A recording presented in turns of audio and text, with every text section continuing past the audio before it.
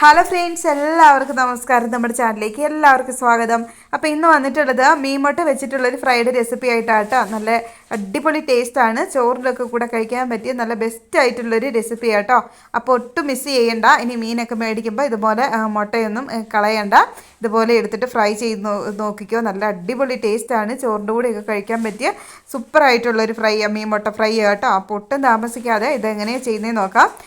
ഇതിനധികം വേവൊന്നുമില്ല, പെട്ടെന്ന് നമുക്ക് റെഡിയാക്കി കിട്ടും. നമ്മൾ മീനൊക്കെ ഫ്രൈ ചെയ്യും പോലെയാണ്. ചെറിയ ചെറിയ വ്യത്യാസങ്ങളൊക്കെ വരുത്തിയിട്ടാണ് നമ്മൾ ചെയ്യുന്നത്. അതുകൊണ്ട് തന്നെ ടേസ്റ്റിന് ഒരു കുറവുമില്ല, നല്ല അടിപൊളിയാണ്. അപ്പോൾ നമുക്കിതെങ്ങനെയാണ് ചെയ്യുന്നതെന്ന് നോക്കാം. ആദ്യം തന്നെ നമുക്ക് വേണ്ടത്ര മീൻമുട്ടയെല്ലാം കഴുകി വൃത്തിയാക്കി എടുത്ത് വെക്കുക. ഇനി അതിലേക്ക് നമുക്ക് കുറച്ച് മസാലപ്പൊടികളൊക്കെ ചേർത്ത് കൊടുക്കണം.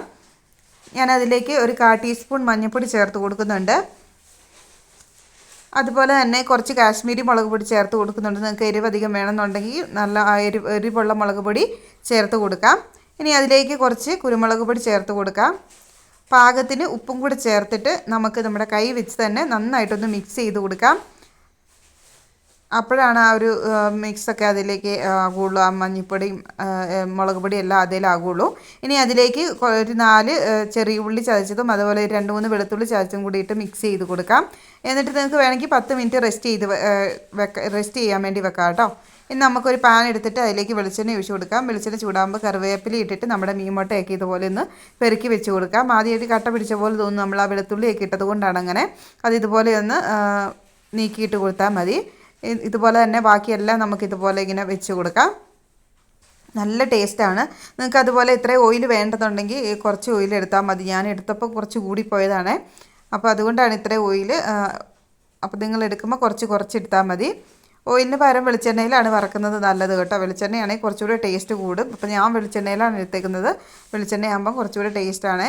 അപ്പോൾ നമ്മൾ ഇതുപോലെ എല്ലാം പെറുക്കിയിട്ടിട്ടുണ്ട്. ഇനി ഒരു വശം വന്ന് വരുമ്പോൾ മറ്റേ വശം കൂടെ ഇതുപോലെ ഒന്ന് മിക്സ് ചെയ്ത് കൊടുക്കുക, അല്ലെങ്കിൽ ഓരോന്നായിട്ട് മറിച്ചിടുകയോ ചെയ്ത് കൊടുക്കാം. പൊട്ടിപ്പോകാതെ ചെയ്തെടുത്താൽ മതി കേട്ടോ.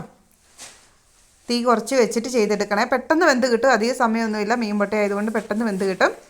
അപ്പോൾ ഇത് നമുക്കൊന്ന് അപ്പുറത്തെ സൈഡും കൂടെ വേവാൻ വേണ്ടിയിട്ട് വെച്ച് കൊടുക്കാവേ.